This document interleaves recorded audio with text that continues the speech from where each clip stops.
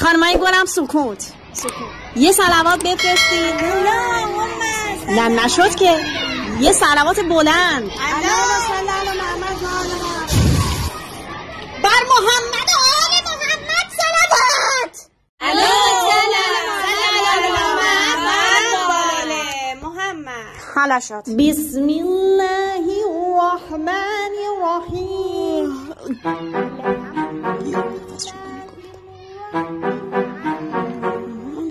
سرخی بیا دفتر. من تو بیا. وای شهرزاد چی کار کردی؟ بابا به خدا هیچ کاری نکردم. نکنم داستانو فهمیده. نه بابا.